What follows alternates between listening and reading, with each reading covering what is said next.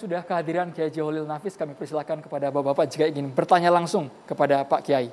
Silakan. Jangan-jangan dari Pak Menteri ya? Ada pertanyaan mungkin Pak Menteri? Ya. Oh ada, silakan.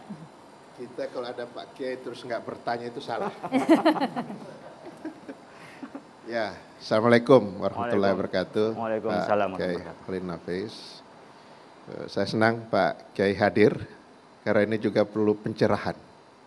Kita sedang bicara soal doping.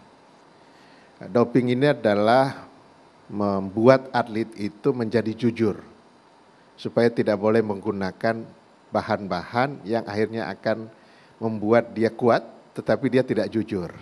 Itu kira-kira.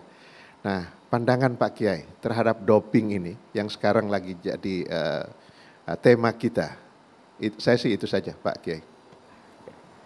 Assalamualaikum warahmatullahi wabarakatuh. Terima kasih Pak Menteri atas pertanyaannya. Doping kan sebenarnya menguatkan diri kita di luar kemampuan kita. Bahwa kemampuan seseorang melebihi dari cara berlatihnya. Sehingga yang harusnya ia capek atau dengan kemampuan tenaga tertentu dia tetap dalam stamina yang lebih kuat. Sehingga bisa mengalahkan musuhnya. Berarti di situ ada tipu-tipu. Tidak ada kejujuran. Berarti dunia itu sedang mempertontonkan kepada kita bagaimana bertanding secara sportif. Ketika ada indikasi tidak sportif, ya jadi adalah sanksi. Termasuk sanksi yang kita kecewa semua adalah bendera tidak berkibar. Meskipun barangkali bendera itu simbol ya, simbol. Mulai zaman Nabi tadi kita akan sampaikan tentang simbol di zaman Nabi. Tetapi ketika kita melalui doping, kemudian kita tidak jujur, itu dalam hadis disebutkan man ghasyana falaisa minna.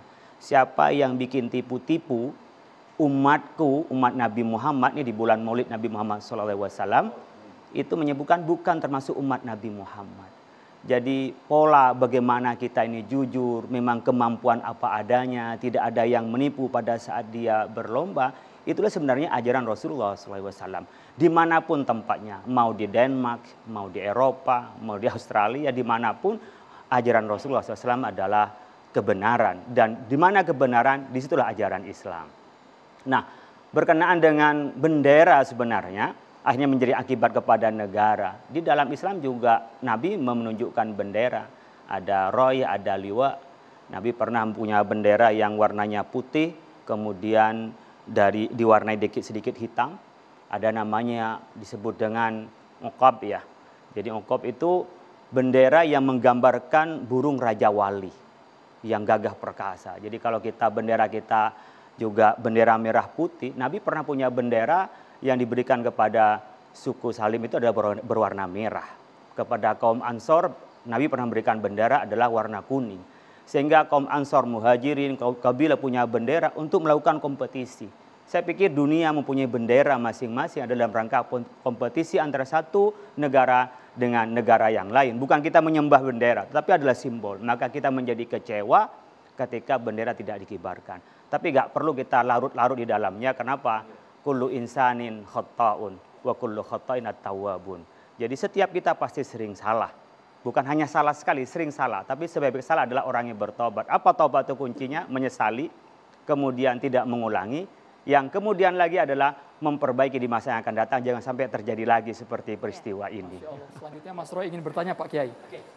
Pak Kiai, kita tahu bahwa kita punya satu kebanggaan dan itu muncul karena olahraga. Tapi di satu sisi tadi juga ada yang sudah ditampilkan, ternyata ada juga yang memanfaatkan untuk kepentingan politik. Nah, saya ingin tausiah dari Pak Kiai ya. Tolong ini sedih boleh, tapi jangan terus ada orang yang memanfaatkan ini untuk tujuan politik. Karena kalau tujuan politik kan yang bagus nanti dibikin makin bagus, yang jelek dibikin makin jelek. Padahal ini hubungannya kan bukan hanya politik gitu kan. Jadi hubungannya dengan perasaan kita dan sportivitas dan supaya doa rakyat Indonesia lebih bersatu dengan olahraga. Itu Pak. Ya, sebenarnya di era media sosial seperti sekarang ini memang cobaannya adalah siapapun berkomentar mempunyai hak yang sama di dunia maya. Dengan kedudukan apapun. Apakah itu menteri, apakah rakyat biasa, bahkan orang pengangguran pun di suara media sosial itu menjadi sama posisinya tanpa melihat siapa yang bicara.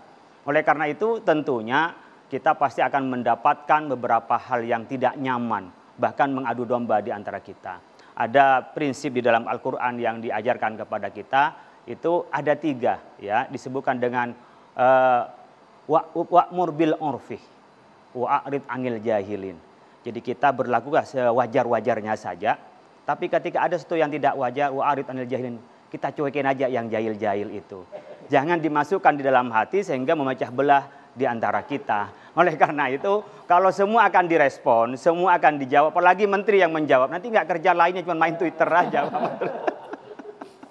Jadi memang itu bunga-bunganya, barangkali orang merasa senang malah ketika dia mendapat respon dari orang yang dia kagumi, respon dari orang yang terhormat, malah menjadi pecah konsentrasinya dan itu tidak menjadi kebaikan. Maka disebutkan dalam Al-Quran doa kita, Rabbana la tu'akhidna in nasina aw akhtana, Rabbana wa la tahmil alaina isran kama hamaltu 'alal ladzina min qablina, Rabbana wa la tuhammilna ma la taqata lana. Jadi kita minta kepada Allah Subhanahu wa taala diampuni dosa yang disengaja, kemaksiatan yang karena kita lalai, atau kesalahan karena memang kita tidak tahu. Itu kita minta ampun. Jadi ada orang tahu itu salah tapi dilakukan. Tapi kalau tadi saya ngelihat perdebatannya adalah salah tapi karena memang nggak tahu apa yang dilakukan. Penyerahannya jadi tidak jelas bagaimana polanya. Jadi Pak Menteri bikin tim kira-kira begitu. Untuk mengetahui salahnya di mana untuk diperbaiki di masa yang akan datang. Oleh karena itu kita memang punya kemampuan yang terbatas. Rabbana wa la tuhammilna ma la taqata lana bi. Kita minta kepada Allah jangan diberi beban di luar kemampuan kita. Kalau diberi beban di luar kemampuan kita tentu adalah menjadi susah, jadi repot. Dan Allah tidak akan pernah memaksa di luar batas kemampuan kita. Disitulah pelajaran pada malam hari ini. Kita salah, kita keliru. Itu adalah wajar. Yang tidak wajar kalau kita tidak pernah memperbaiki kesalahan kita. Terima kasih banyak Pak Kiai Haji Holil Nafis sudah hadir di Catatan Demokrasi. Mas Arya Bima, Dr. Reza Maulana, Pak Menteri Pemuda dan Olahraga, Pak Zainuddin Amali, terima kasih. Terima kasih juga. Mas Taufik juga terima kasih. Ini tadi sudah ada upaya, kita harapkan nanti pertandingan-pertandingan ke depan, karena masih ada 7 pertandingan bulu tangkis lagi setelah Thomas dan juga Uber Cup nanti. Kita paling tidak ingin melihat juga lah ya, bendera kita nanti berkibar dengan lagu kebangsaan kita juga dinyanyikan di sana. Kita berjumpa lagi di Catatan Demokrasi minggu depan. Saya Maria Segap. Dan saya Andromeda Mercury. Terima kasih, selamat malam, sampai jumpa.